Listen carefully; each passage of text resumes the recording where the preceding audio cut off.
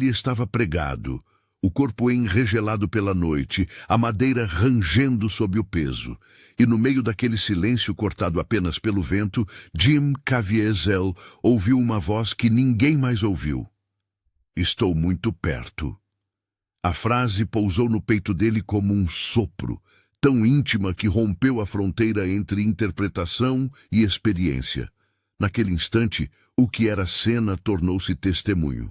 Se essa história te tocou, curta e compartilhe com alguém que precisa ouvir este relato. Antes de aceitar aquele papel que abalaria a carreira e a vida, Jim era um ator em ascensão, conhecido por papéis sólidos e por uma presença contida na tela. Não era um desconhecido nos corredores de Hollywood.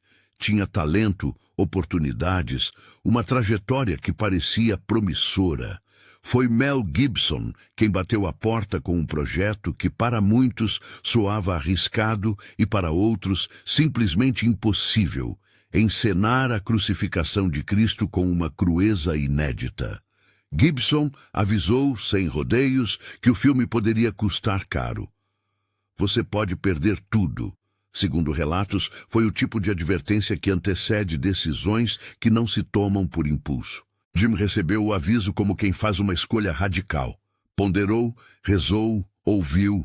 Muitos anos depois, ele resumiria a transformação daquela escolha numa frase direta: fui ao set como ator, voltei como testemunha.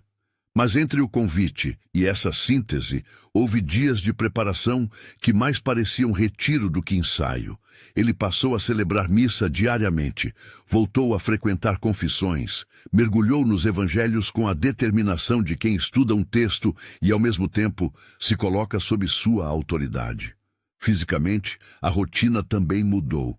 Treinos, condicionamento, simulações das cenas mais extenuantes. Não era apenas construir um personagem, era aceitar ser atravessado por ele. O set foi planejado com obsessão por detalhes, e essa obsessão trouxe tensão e beleza. Madeiras úmidas para as cruzes, sangue cenográfico tratado como se fosse real, o cheiro metálico da cena da flagelação, pensado até no seu menor efeito sensorial.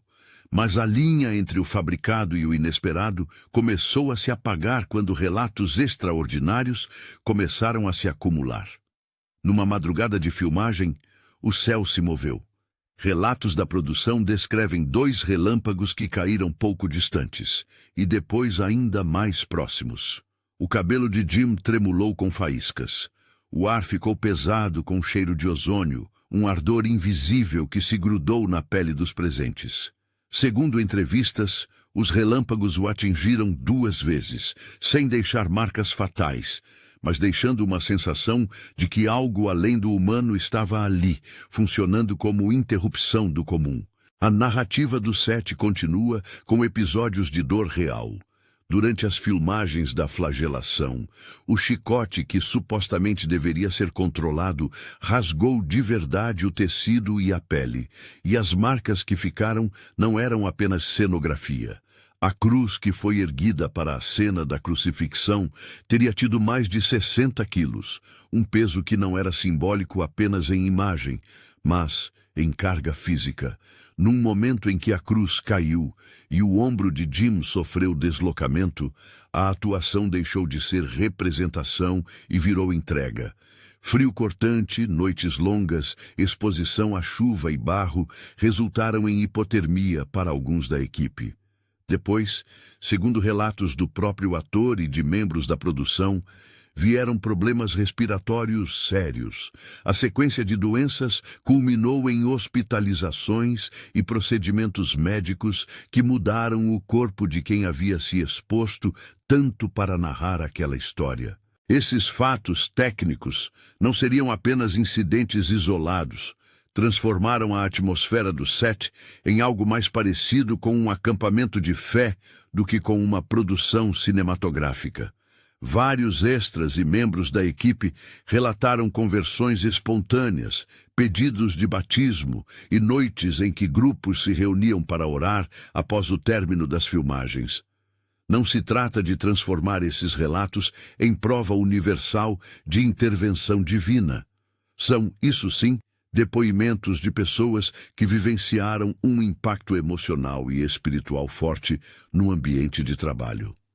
Em entrevistas posteriores, alguns disseram ter sentido uma pressão no peito, uma necessidade de reconciliar suas vidas com algo que se impunha ali, diante de seus olhos. O lançamento do filme, em 25 de fevereiro de 2004, desencadeou uma onda cultural que poucos títulos recentes haviam provocado. Segundo relatórios da época, a bilheteria global ultrapassou a casa dos US$600 milhões, um número que transformou a obra em fenômeno de massa. Nas salas, a experiência foi intensa. Relatos de pessoas que saíram do cinema em oração, que voltaram várias vezes, que transformaram as exibições em locais de peregrinação. O efeito foi tanto artístico quanto social. Debates, controvérsias, apoios fervorosos, críticas severas. O filme não deixou ninguém indiferente, e tampouco deixou Jim livre das consequências. O preço pessoal veio rápido. A indústria que antes recebia seu trabalho com portas abertas começou a fechar. Contatos profissionais rarearam, convites diminuíram. O aviso que ele recebera no início parecia então se materializar. Cuidado, a escolha tem custo. Para Jim, esse custo foi também físico. As sequelas das filmagens exigiram cirurgias e anos de recuperação. Para sua carreira, o estranhamento com o meio cultural mais amplo resultou em um ostracismo que muitas vezes é o destino de quem toma uma decisão vista como radical. No entanto, há outro rumo para histórias de queda: a redenção. Mais tarde, Jim retornaria à cena pública com projetos que, embora distintos em tema, carregavam o mesmo senso de missão. Em Som da Liberdade, por exemplo, ele reencontra o público em outro tipo de narrativa de urgência e entrega. E há ainda menções frequentes a novas produções que tocam na ressurreição e em seus desdobramentos, como A Ressurreição, onde o uso de fontes extracanônicas foi, segundo o diretor, parte da inspiração para construir uma narrativa ampliada, fontes que são apresentadas como referenciais artísticos, não como declarações de fé dogmática. É importante sublinhar isso. Quando o diretor buscou textos apócrifos ou patrísticos, tratou-os como recursos literários e dramáticos, não como substitutos do cânon. Voltando ao momento que dá título a esta história, enquanto a cruz pesava, enquanto o corpo do ator amargava frio e ferro, aquilo que Jim descreveu como voz não veio como som distinto para todos. Foi para ele. Estou muito perto. A frase, dita como se o interlocutor lhe segurasse a mão por dentro, provocou uma reação íntima. Segundo seu relato, ele respondeu interiormente, não com palavras teológicas, mas com um reconhecimento humilde da distância que ainda existia entre sua compreensão e o mistério que representava. Essa resposta não foi um credo, nem uma fórmula. Foi o sinal de que o encontro havia transmutado sua atuação em compromisso, seu talento em testemunho. Esse clímax tem algo de cinematográfico e algo ainda mais de confessionário. Muitos atores falam de perder-se num papel. Poucos relatam que, ao perder-se, encontraram uma exigência que os chamava além da profissão. Para Jim, a voz foi a experiência que transformou a representação em entrega. Não é possível nem justo universalizar a experiência. Alguns a interpretam como intervenção divina, outros como fenômeno psicológico intenso, outros como resultado da imersão extrema. O que permanece é o testemunho de alguém cuja vida foi alterada de maneira irreversível. Os efeitos se espalharam. Há relatos de espectadores que buscaram a fé depois de verem o filme, de grupos que se formaram para discutir o sentido da paixão, de igrejas que viram aumento de frequência. A obra tornou-se catalisadora de conversas e transformações pessoais, e isso por si só já é uma forma poderosa de impacto cultural. Ao mesmo tempo, a carreira de Caviezel sofreu.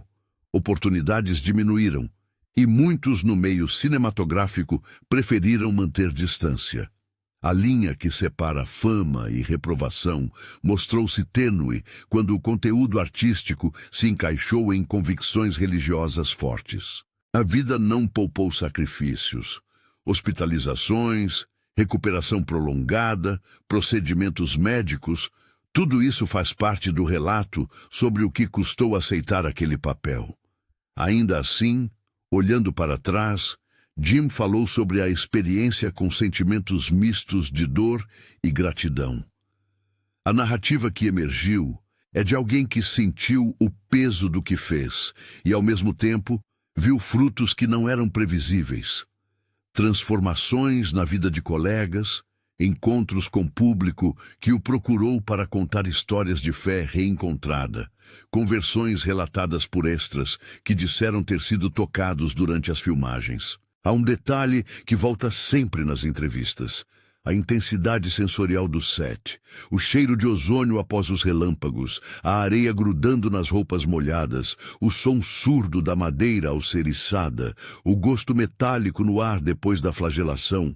Tudo isso construiu uma paisagem onde o visceral e o espiritual se encontraram. Para quem trabalhava ali, aquilo não era apenas encenação, era experimentação de limites. E quando limites são testados, surgem respostas que nem sempre se enquadram em categorias fáceis. O retorno de Jim, muitos anos depois, em projetos que tratam de justiça, liberdade e novamente de temas que questionam o corpo e o espírito, mostra que sua trajetória não foi linha reta. Som da Liberdade colocou-o diante de um público diferente e, simultaneamente, recuperou parte do reconhecimento que parecia perdido. A trajetória demonstra que, mesmo após o ostracismo, é possível construir novos caminhos. O que mudou não foi apenas o mercado, mas a própria postura do ator. Ele vinha de uma experiência que excedia a tela. Ao narrar tudo isso, é preciso lembrar de uma salvaguarda ética.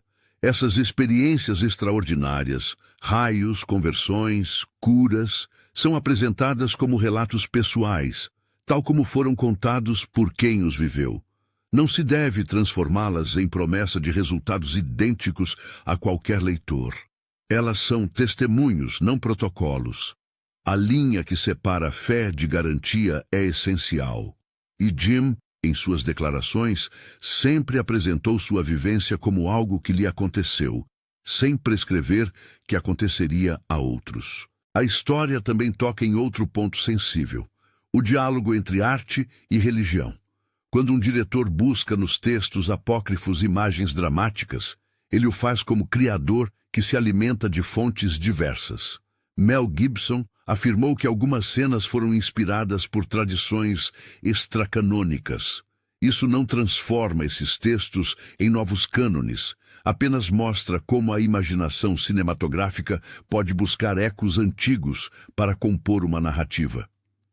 Para o espectador atento, a distinção entre inspiração literária e autoridade religiosa precisa permanecer clara. No fim, o que resta é o testemunho de um homem que foi atravessado por uma experiência que definiu sua vida. Fui ao set como ator, voltei como testemunha. Essa frase resume uma trajetória de entrega, de dor e de regresso renovado. Ela não exige adesão incondicional do leitor.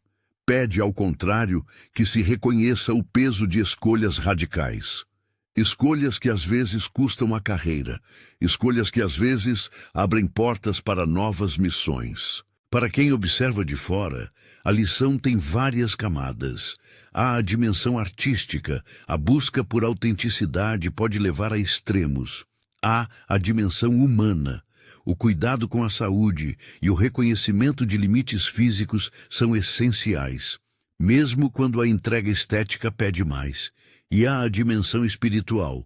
Experiências profundas podem transformar a vida de alguém, sem que isso implique que o mesmo processo aconteça para todos. O relato de Jim Caviezel é, acima de tudo, um convite à reflexão sobre o custo do testemunho. Ele mostra que seguir algo que se acredita profundamente pode significar perdas imediatas e ganhos imateriais que só se reconhecem com o tempo.